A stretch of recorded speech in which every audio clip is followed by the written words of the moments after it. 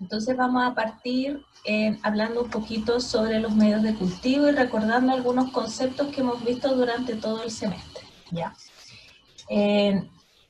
Los medios de cultivo, bueno, aquí hay una fotografía que muestra distintos formatos en que ellos son presentados y comercializados. Uno puede crecer en microorganismos en tubos, en botellas, en frascos, en placas Petri, que son estas de acá. Es lo más común aquí, porque al ser un medio sólido tú puedes observar otras características de los microorganismos. Pero cuando uno los compra, bueno, se pueden comprar así también, pero lo más común es comprarlos en polvo deshidratado y uno prepararlo. ¿Por qué? Porque como son un montón de nutrientes para las bacterias, se contaminan muy fácilmente. Entonces, al disminuir la actividad de agua, no se contaminan y después tú los hidratas y se esterilizan. Y de esa manera te aseguras de que no haya nada en ese medio de cultivo. ¿Ya? Entonces, estas técnicas de crecimiento de microorganismos permitieron en realidad conocer a estos microorganismos porque podías aislarlos de los demás. Puedes tener algunos separados de todos los otros que comparten el mismo nicho y observar algunas características de ellos. Pero para eso tú le tienes que dar las condiciones adecuadas para que los microorganismos crezcan. No todos los microorganismos son cultivables, no todas las bacterias se pueden cultivar. Aquí estamos hablando principalmente de bacterias. Los virus no crecen en este tipo de medio de cultivo. ¿Alguien sabe por qué? No, yo no. ¿No? ¿Alguien más? ¿Alguien sabe? ¿Fernanda? ¿Kevin? No. Los virus son parásitos estrictos. Viven dentro de su hospedero. Por lo tanto, ellos no tienen toda la capacidad metabólica para replicar. No tienen ribosomas, no tienen membranas, bueno, algunos sí, pero en realidad lo que no tienen son DNA polimerasa, RNA polimerasa ni ribosomas, por lo tanto no pueden ni replicarse solos, ni hacer la transcripción solos, ni hacer la traducción solos. Entonces, para todos esos procesos, lo que ellos hacen es utilizar la maquinaria del hospedero, de las células las que infectan. Entonces, eso trae un problema, porque la bacteria tú la pones en un medio de cultivo con los nutrientes necesarios y crece. El virus, tienes que darle toda esta maquinaria, todo este entorno. Entonces, para que un virus realmente pueda replicarse, tú lo tienes que cultivar con las células del hospedero. Y si el virus es un patógeno humano, tienes que hacer un cultivo de esa célula específica que infecta, porque hay virus que no infectan todas las células, infectan, por ejemplo, solamente la del hígado. Entonces, tienes que hacer un cultivo de células humanas de hígado y ahí recién el virus va a poder entrar a esas células y replicarse. Entonces, primero, es mucho más costoso porque el cultivo de líneas celulares es carísimo. Requiere un equipamiento mucho más sofisticado. Y lo otro es que no todos los virus conocemos las células que infectan. Hay virus en que no existen modelos de cultivos in vitro. No hay cómo replicarlo in vitro. Entonces, en esas condiciones no nos sirve. No nos sirve ningún modelo de célula que se conozca hasta el momento. Por eso en el caso de los virus, la detección se hace principalmente por técnicas de biología molecular, ¿ya? En cambio, las bacterias, la mayoría de las que estudiamos en el área de alimentos, las podemos crecer en placas Petri, ¿ya?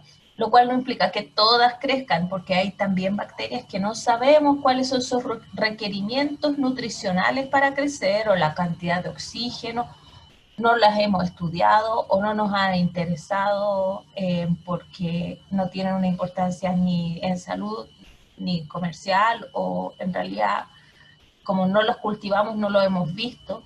Y lo otro es que es todo un desafío implementar métodos de cultivos para un microorganismo que no se conoce bien. Entonces ahora también muchos microorganismos, muchos nichos, por ejemplo el suelo, que es súper complejo, se ha estudiado por técnicas de secuenciación masiva en vez de técnicas de cultivo, ¿ya?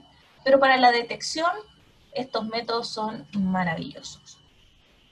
Aquí pueden ver, por ejemplo, esto es una marca muy conocida de medios de cultivo, que vienen en este formato, también los venden en placa, pero esto tú lo puedes preparar, esterilizar y ponerlo en una placa Petri, ya sea de plástico o de vidrio, y ahí está listo para ser utilizado y crecer tu microorganismo.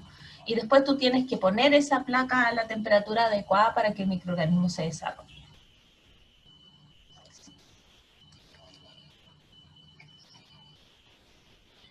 Entonces los medios de cultivo son un conjunto de nutrientes, factores de crecimiento y otros componentes que crean condiciones adecuadas para el desarrollo y la reproducción de manera artificial de los microorganismos. No existe un medio universal en el que crezcan todos, cada microorganismo tiene requerimientos diferentes y por lo tanto hay medios de cultivo específicos para ello.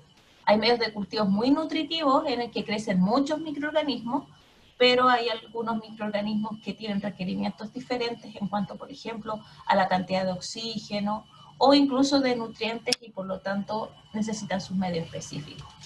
Aquí ustedes pueden ver una variedad de medios de cultivos disponibles, todos para Shigella. Shigella está creciendo en distintos medios de cultivos acá y las colonias se ven diferentes. Se ven con distinto brillo, el medio de cultivo, el contraste del medio de cultivo con la colonia también cambia la percepción que tú tienes. Ahora, estos no son de distintos colores porque se ven bonitos, sino porque cada uno tiene nutrientes diferentes y tú puedes obtener información de ese medio de cultivo. Cada uno de estos medios tiene una composición particular y también tienen indicadores de pH. Y el viraje de pH nos puede dar información de qué está metabolizando ese microorganismo y de esa manera saber qué microorganismo es el que está creciendo en esa placa. Si uno deja una placa abierta en cualquier entorno, lo que va a obtener principalmente o en forma muy general es lo que se ve en esta fotografía. Un montón de colonias diferentes. ¿Qué lo que es una colonia? ¿Alguien se acuerda?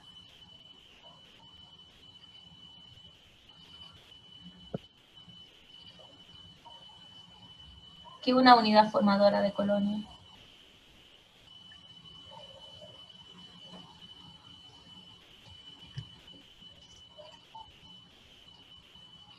¿Cómo se forma una colonia?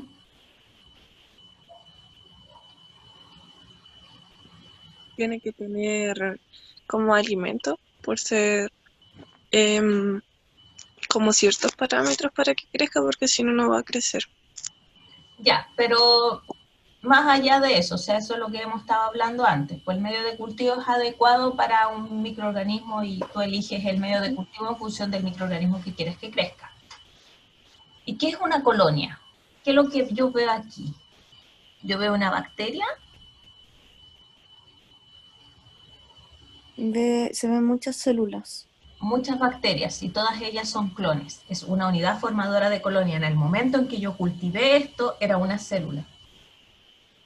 Y esa célula empezó a duplicarse mediante el mecanismo de fisión binaria para generar muchos clones. Y todos esos clones juntos forman esta estructura, esta especie de mini ciudad, en el que hay millones y millones de células, todas iguales, que se denomina colonia.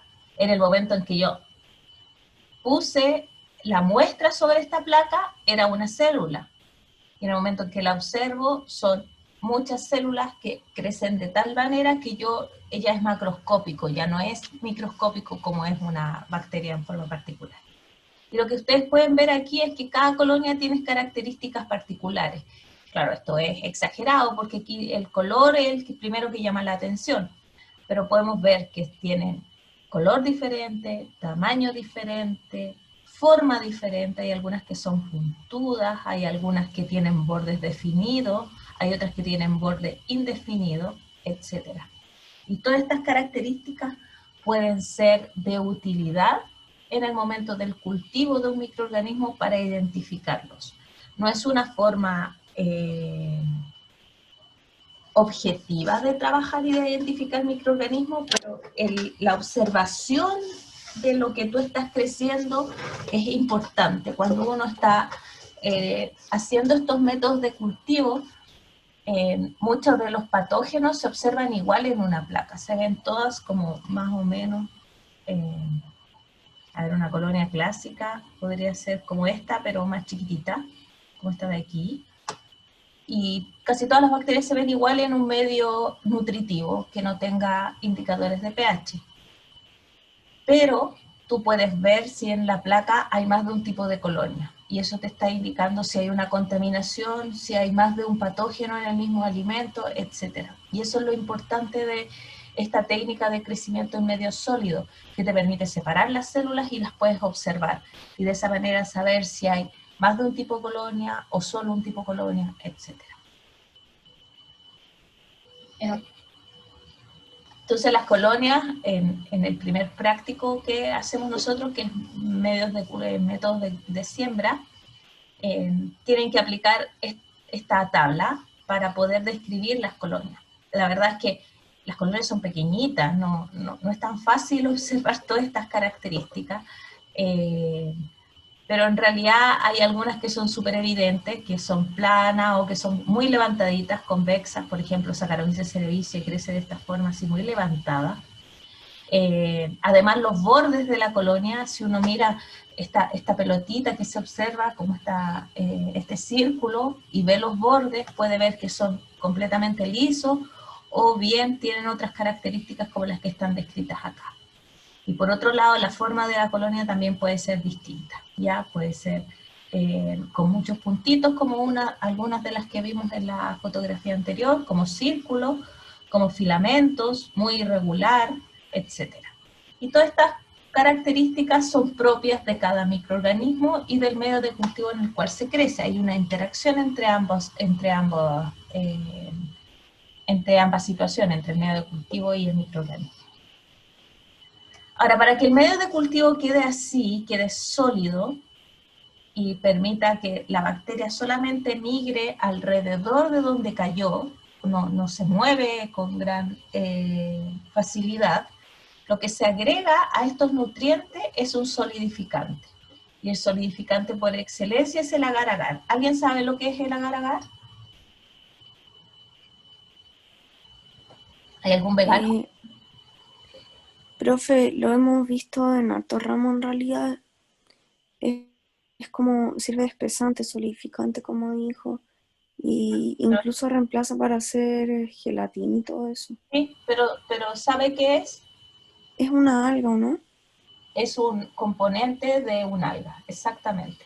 Y lo que tiene esta situación es que este compuesto es que absorbe mucha agua, entonces queda con una especie de gelatina. Y dependiendo de la cantidad de agar que tú le agregues, va a quedar más duro o más líquido, ¿ya? Su punto de fusión es alto. Entonces, cuando está sólido, o sea, cuando está líquido, perdón, está a tan alta temperatura que las bacterias no pueden crecer en él porque está casi hirviendo. Y después se solidifica a temperatura ambiente, está solidificado y ahí ya las bacterias pueden crecer en él, etc. Y sí, es importantísimo agregar este solidificante. Tú puedes tener un medio de cultivo líquido y agregarle agar-agar para poder pasarlo a formato sólido.